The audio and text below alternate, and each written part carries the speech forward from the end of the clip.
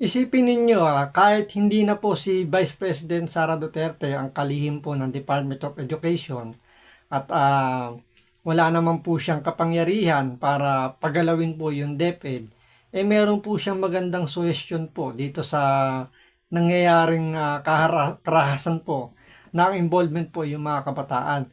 So, kung si Bongbong Marcos ang kanyang plano, magpalipad po ng rocket ship para po sa ikauunlad daw ng ating bansa, si Vice President Sara Duterte, mas inuuna niya po talaga yung safety po ng mga kabataan. Kumbaga, mas pinaprioridad niya po yung magiging resulta po ng magiging ng social o paggamit po ng social media ng mga kabataan. So, dito po makikita natin kung sino ba talaga yung merong nasa tamang pag-iisip. So, ito panoorin po natin itong balitan to kung saan nga po naglahad nga po ng proposal itong si VP Sara tungkol nga po sa paggamit po ng social media ng ating mga kabataan. So, ito panoorin po natin. Pero syempre, bago ang lahat, kung hindi ka pa nakasubscribe or nakapollow sa Makapili TV, baka naman pwede makalambing po ng konti sa inyo. Pakipindot naman po yung subscribe or yung follow button at the same time, palike and share na rin po ng video, wala naman pong bayad dyan. Kaya pindot na, so ito panoorin po natin. Maniniwala po si VP Sara Duterte na panahon na para magkaroon ng batas para po sa regulasyon ng social media sa bansa kung saan bawal ang pag-register ng mga menor de edad. Hati naman ang opinyon ng ilang magulang sa panukalang pagban sa mga menor de edad sa social media. Ibabalita po yan ni Madeline Villar Moratillo. Mads? Kasunod ng insidente ng pamamaril sa loob mismo ng paaralan at ang sangkot ay mga kabataan, iginiit ni Vice President Sara Duterte na dapat magkaroon ng batas para sa regulasyon ng social media. Partikular na tinukoy ni VP Sara na dating naging kalihim ng Department of Education ang pagbabawal sa mga menor de edad sa paggamit ng social media.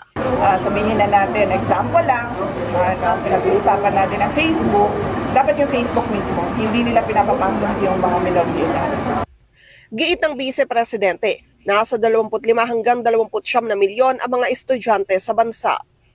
Ang pagbaban kasi dapat nandito sa side ng provider no? So kung gagawa tayo ng batas, dapat ipagbawal natin doon sa mga platforms na mag-register yung mga minors doon sa kanila. Una rito, nagpunta sa Zamboanga City si VP Sara para personal na makausap at makamusta ang mga nasugatan sa insidente. Inalam rin niya ang mga pwedeng maitulong ng OVP. Hati naman ang opinyon ng ilang magulang sa panukalang pagban sa mga menor de edad sa social media.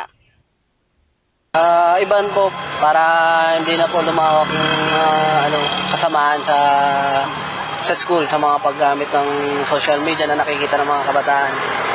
Para hindi na po sila masunod sa mga naunang nagkamali na. Ako po personally hindi. Kasi nasa paggamit pa rin po ng bata yun kung paano nila gagamitin yung social media. Siyempre, nasa tamang guide pa rin po ng mga magulang. Kung hindi po natin sila iano sa social media, sa mga ganun, pwedeng maiwan sila eh. Kasi lalo na po sa panahon ngayon, gamit talagang social media na. Opo. Lalo na po sa school, nagagamit siya tulad yan, pag walang pasok. Through online, nakakapagsagot pa rin po sila, nakapagpasa pa rin po sila ng mga gawain sa school. Ang masasabi ko po, opo, dapat po silang iban sa paggamit ng social media, lalo na po pag may mga napapanood silang mga karahasan na hindi magandang maidudulot sa kanila, lalo na ngayon sa mga nangyayari sa atin, sa eskwelahan, nakakatakot po talaga. Katulad ko, may 2 akong anak, pares babae, na pag pumapasok, hindi ko alam kung safe pa ba sila. Madeline Villar Moratillo para sa 100%. Alam nyo, may punto naman yung kay Vice President na dapat iban po sa mga minor, especially sa mga estudyante, siguro hanggang senior high, yung mga paggamit po ng social media. Ngayon, kasi kung nakikita naman natin sa ngayon yung bullying ay nangyayari po kalimitan sa social media na po, hindi na po masyado yung physical bullying, di ba? Unlike ng mga panahon natin na wala pang technology masyado, ang bullying talagang kayang palagan estudyante, ng mano-mano, 'di ba? Alam naman natin lalo na sa mga public school, 'di ba?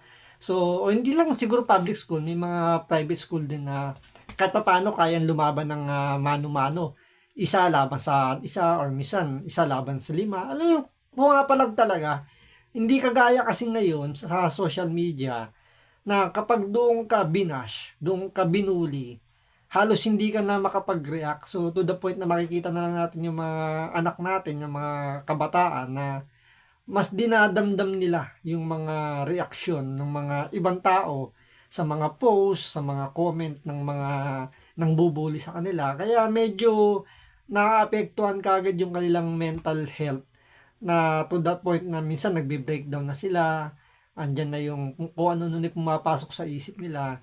Kaya yung panukala ni BP Sara na iban, medyo harsh lang talaga. Ganyan talaga ang batas eh. 'Di ba? Harsh lang talaga yung batas pero kung titingnan mo naman yung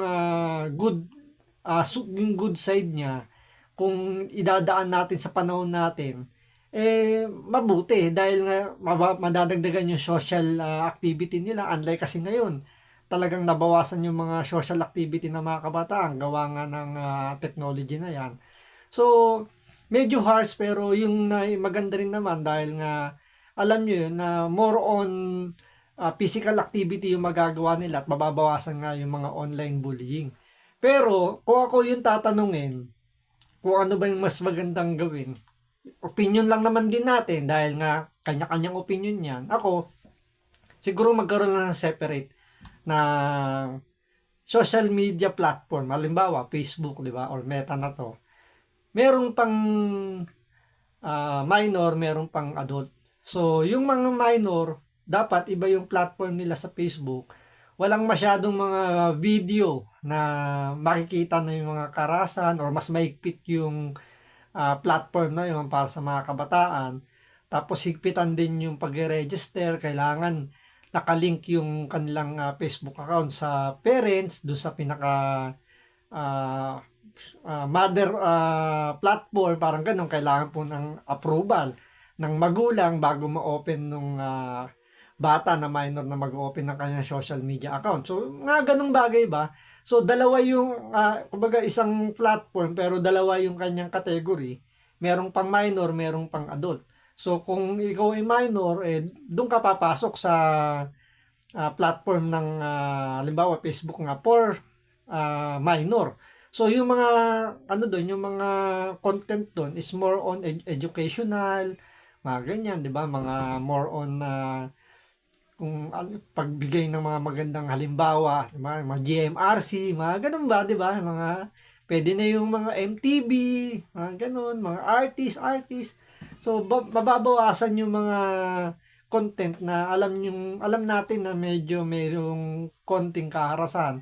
At the same time, kung yan ay nakalink doon sa parents na mother account, masusubaybayan ngayon ng magulang kung ano ba yung mga kung nag-online ba yung anak nila, 'di ba? Kung mapasok sa social media, ano yung mga tinitingnan nilang mga site, yung mga ganun ba? So, sa tingin ko, yun yung mas magandang gawin kumpara dito sa total ban na gusto mangyari ni BP Sara. Although, okay din ako doon sa total ban. Lahat naman po kailangan mag-adjust. At lahat naman po talaga kailangan mapunta muna sa adjustment para natin makuha yung kung ano ba yung magiging resulta nung mga ganong panukala. So, ikaw, sa palagay po, ano po bang mas maganda sa inyo na dapat gawin?